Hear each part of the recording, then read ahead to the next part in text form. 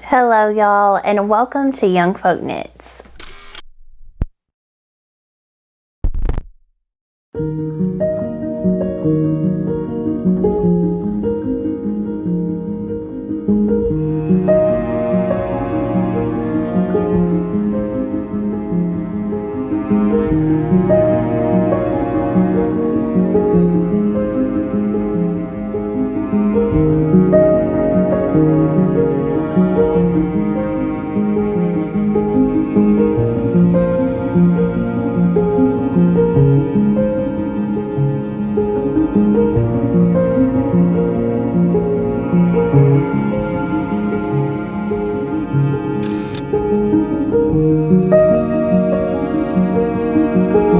Hello y'all, and welcome back to YoungFolk Knits. My name is Casey, and on this channel I mainly like to share all about my love for fiber arts. So there's lots of knitting, some sewing, sometimes spinning and crochet, and whatever else we might get up to. I also live on a small farm here in Arkansas where my husband, myself, and our children are beekeepers. We love raising chickens, animals, gardens, and spending time outdoors here in the foothills of the Ozarks. So sometimes I share about that as well, and if any of that sounds like your cup of tea, then make sure and hit that subscribe button so you don't miss out on any new video content. I feel like I say this every podcast, but I literally cannot believe that it's already mid-September. Today is Tuesday, September the 12th, and every day seems to go a little bit faster than the day before. Fall is almost here. So as many of you know, we raise honeybees, and normally there is a honey collection in the spring, and then you can collect honey again in the fall. Personally, my favorite honey is spring honey. We have so much clover here, and we have lots of light tasting, fruity tasting blooms because we have peach trees, blueberry bushes, just quite a few different things, and I have to tell you, it's just so good.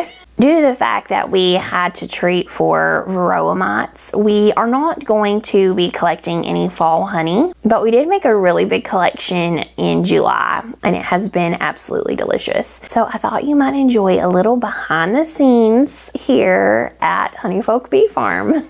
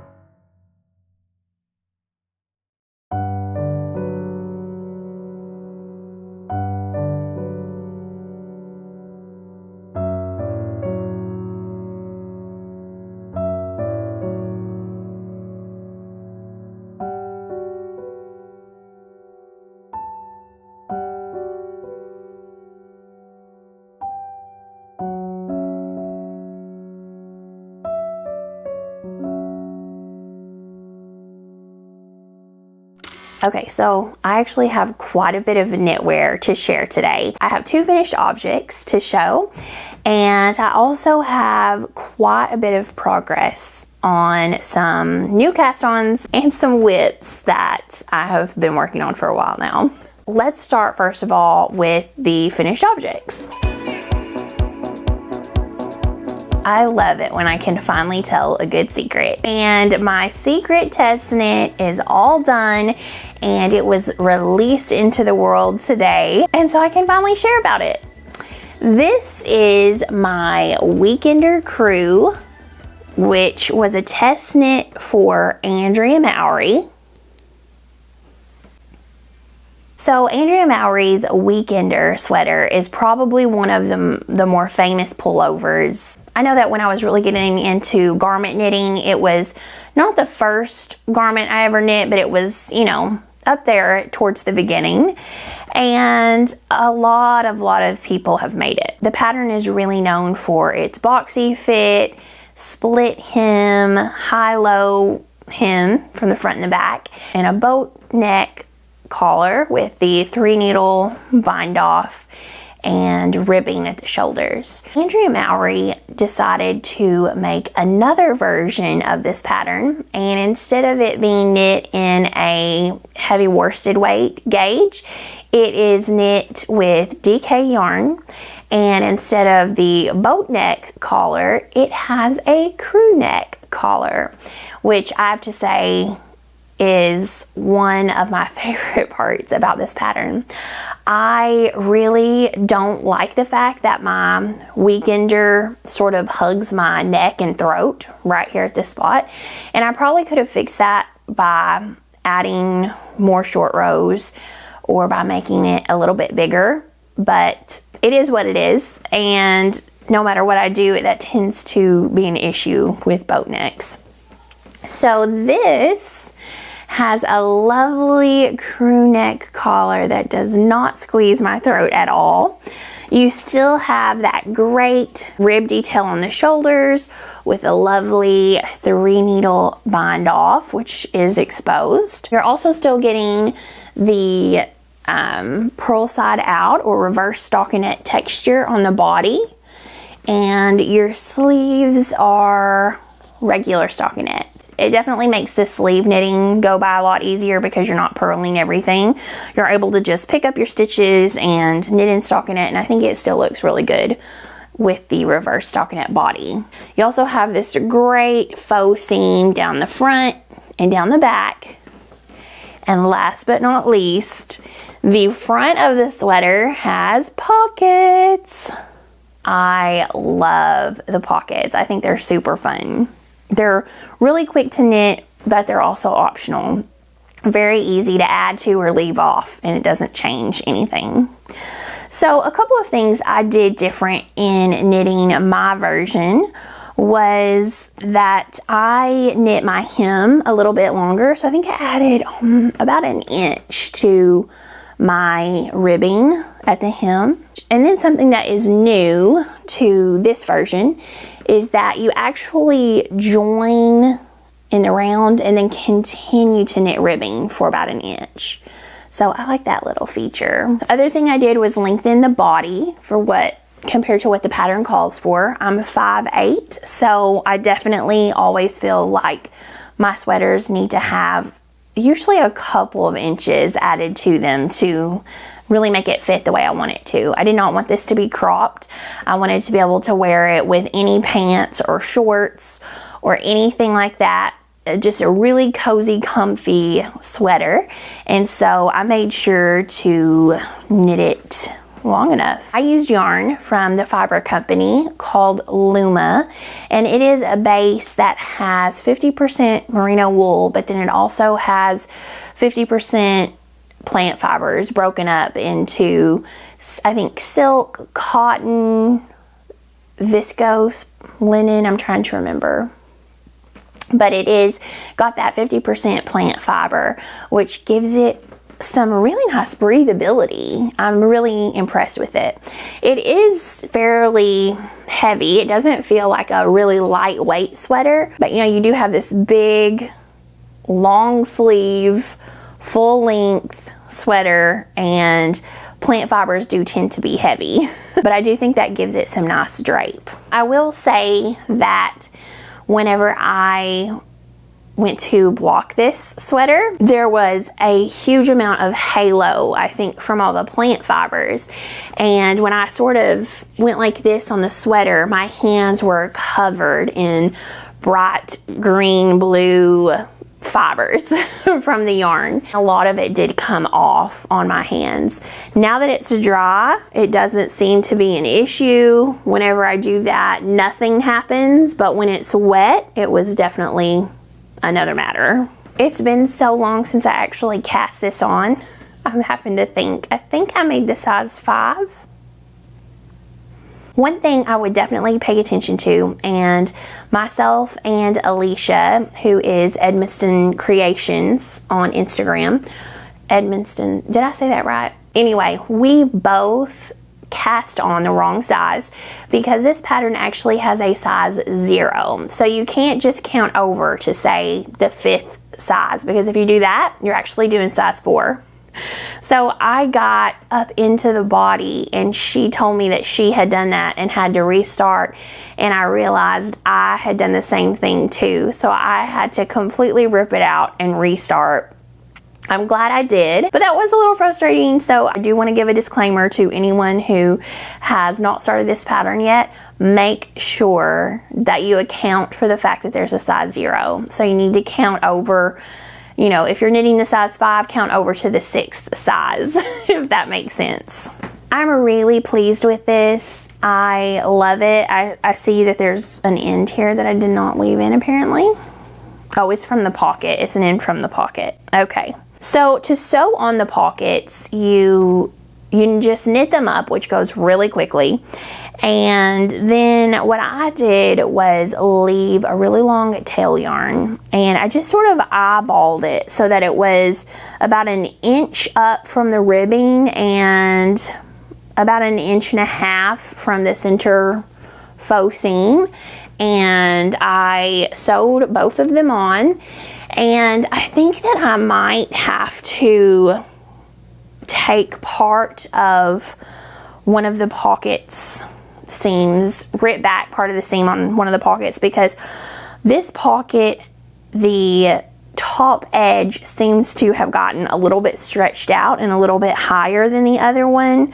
So I probably need to go back and fix that. But as of yet, it has not just overly bothered me. Andrea Mowry knit her sample in the Brooklyn Tweed Dapple, and that is a DK weight yarn. I will say that I feel like I had a hard time getting gauge, and it may be because the Luma is closer to a worsted weight yarn in my opinion, or I just may be an extremely loose knitter, because I always tend to have at least, you know, 2 needle size difference to be able to reach the same gauge as Andrea Mowry. I did go down 1 needle size for this pattern, but if you are a loose knitter like me, I would make sure and check the gauge and see if, you know, you have trouble hitting that with a DK weight. You might consider even dropping down to a sport 8 to more easily achieve gauge for this pattern. If you're a tighter knitter, or absolutely just do not consider yourself a loose knitter at all, then I wouldn't worry about it. You should be just fine. Another pattern I have finished is the Color Craze shawl. I absolutely am in love with this. So this is a pattern by Tammy Gore, and I originally saw this knit up in these colors by Bonnie, who is the dyer at Union Fiber Co. And she had sort of already curated this color palette, and I loved it. So I was able to buy that curated palette, and I've absolutely loved it. This is knit with her merino singles base. It's superwash merino singles, and it just took the dye incredibly beautiful. In fact, some of the colors, they just look like they're glowing and I love it. If you have never done brioche before, I think this is a great project to try it out on, because you've got lots of stockinette, I'm sorry, not stockinette, you have lots of garter, And within that garter, you have a few different sections. So 4 short sections of brioche, and it's very, very simple. You also have some really fun eyelets within the garter for a few different sections. And I also think that adds some interest. I love that this is not super deep, because I think that the way I will wear this is more like a shawl, and I'm super excited to take this to Rhinebeck with me, so that if it's just way too hot to wear any of my sweaters, then I can even wear this with short sleeves if I needed to, just wrapped around like a shawl. So let me show you what it looks like on.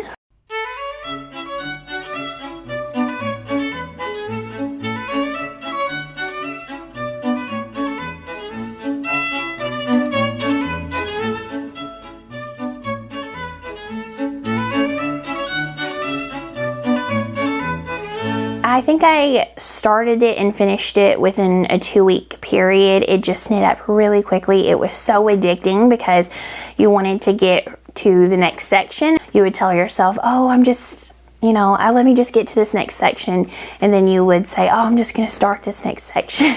And it went really quickly. I loved it. It was so much fun. It was really a meditative knit because you got so much garter, but the yarn color changes as well as the short brioche sections, it really held my interest. I loved it. I'm so happy that I have finally knitted up after having the yarn for the past 3 or more years. I'm just so glad that it's done and I can wear it. I think it's going to be a very well-loved piece in my wardrobe. Okay, now for a few different whips that I have. Okay, this one y'all have seen multiple times, and the last time I talked about it, I said I wanted to split for sleeves by the end of that week. And my goal is to finish my raglan increases this week and have split for sleeves. I think that's a pretty generous time frame, and I should be able to meet that goal. So you will now see if I accomplished that goal. This is the Alder sweater test knit for Rebecca from the Craze podcast.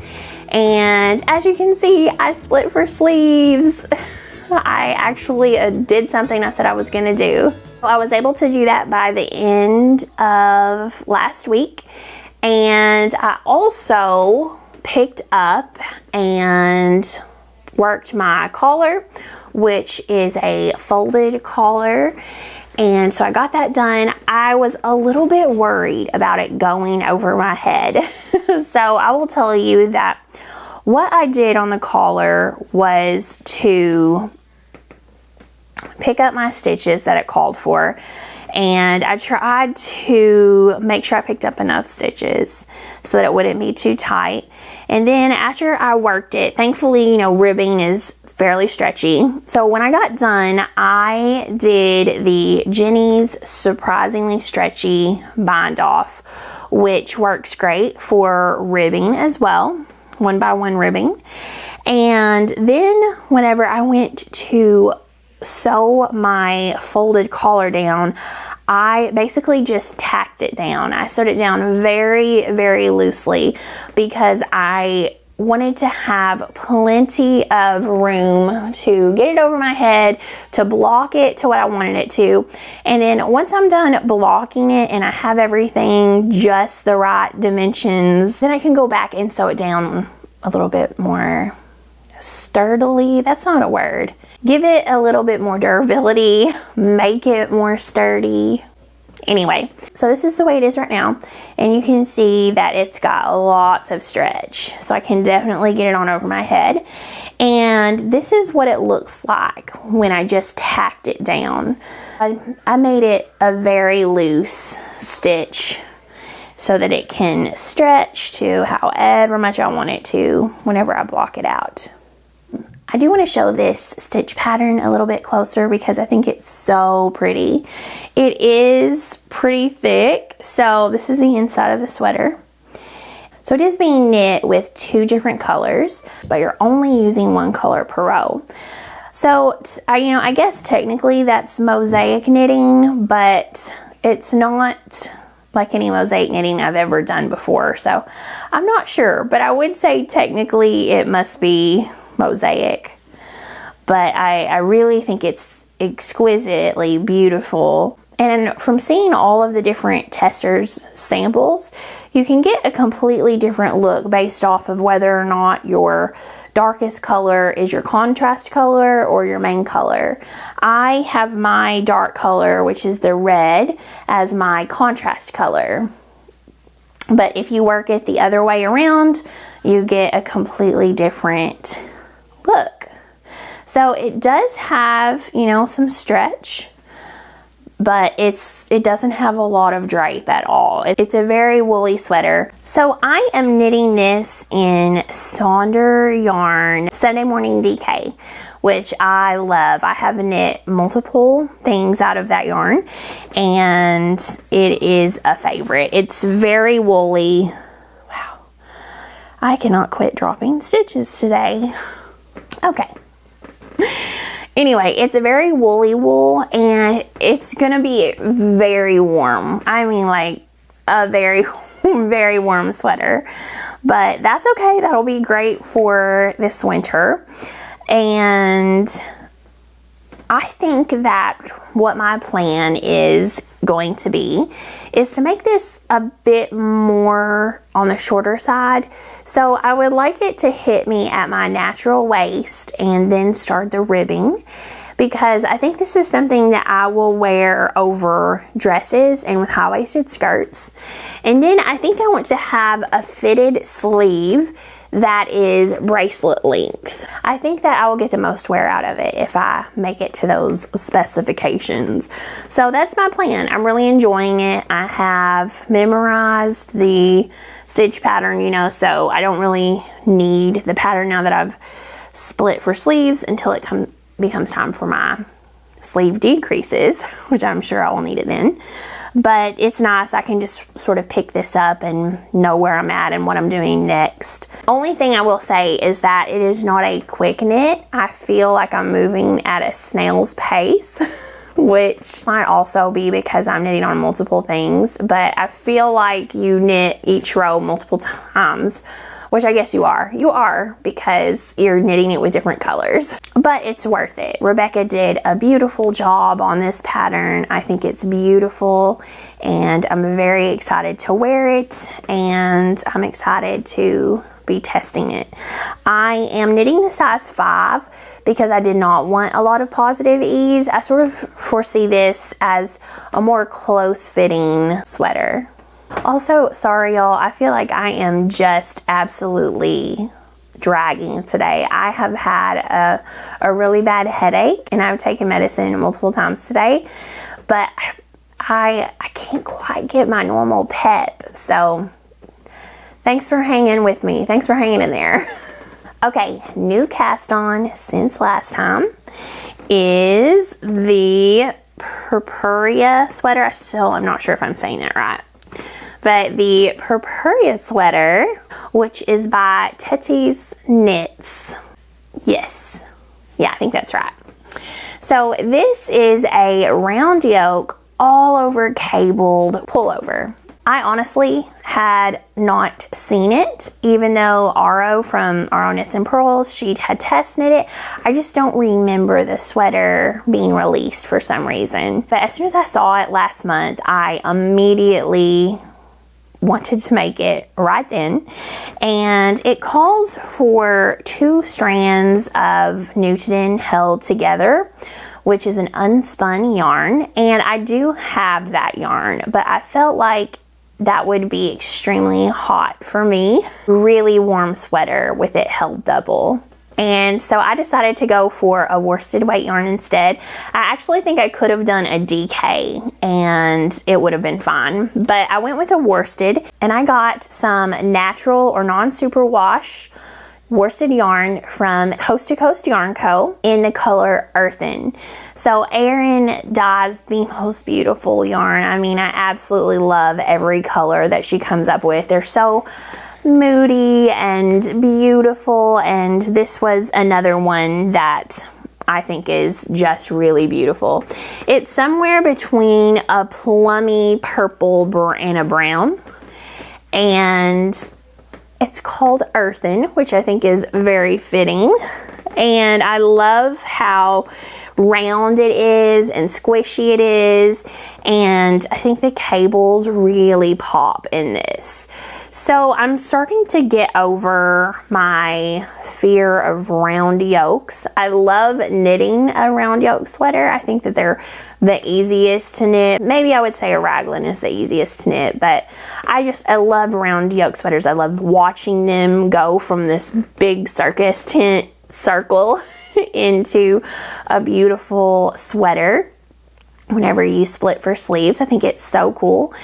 And I love the different color work patterns and different things you can achieve really only with a round yoke sweater. So I have had some fit issues because I do have a large difference between my upper bust and my full bust. And that means that raglans usually fit me a little bit better, or drop shoulders, and round yoke sweaters tend to give me some issues because if they fit me in the shoulders, then they're very tight at my bust, or if I make it to my bust measurements, I'm just swimming in extra fabric at the top of my shoulders and chest. So because of that, I have started to try a few different things. And one thing that I do feel like has helped is to knit a smaller size, the smaller size than maybe the pattern calls for your bust. So especially if it has positive ease, a lot of positive ease, then I have to go down a size. Whereas maybe I would have knit the size 6 in a drop shoulder, I would need to knit the size 5 for sure in the round yoke sweater. And then what helps, I think, with the sizing is to increase the depth of my yoke. So once I have finished all of my increases, then a lot of times I will still need to just continue to knit a little bit longer before I split for the sleeves. That definitely helps the fit issues. Another thing that you can do is once you have reached your yoke increases and you have increased to what the pattern calls for, if it won't mess up the pattern repeat, then you can cast on extra underarm stitches when you split for sleeves, or you can do a few raglan increases once you start to split for sleeves. So those are all things that definitely can help, but I think that on this particular sweater, I'm just going to make sure that my yoke depth is long enough before I split for sleeves. That is my plan. And I'm getting close. I mean, I'm not there yet, but I'm getting there. I absolutely love those cables. I think they really show up nicely in this yarn. It has a really nice big collar with a tubular cast on, and I'm really pleased with it. It's addictive and I just want to knit. So I'm really enjoying working on this. Okay, the last thing I'm going to share today is something else I cast on last week very spontaneously. I'm not really sure where it came from or why I cast it on, but it is the Seasons Socks, which is a new pattern by Summer Lee Knits. She is like the sock queen. And I thought that I need some Birkenstock sandals. I need some more before winter hits. So I dug through my yarn pantry. I have a lot of single sock skeins, and I found this, which is some yarn by the Farmer's Daughter Fibers, and it's a sock base of theirs that I'm not entirely sure what it's called because I can't find my yarn label, and so I'm really not sure. I think it's in the color Evergreen. either evergreen or Teton.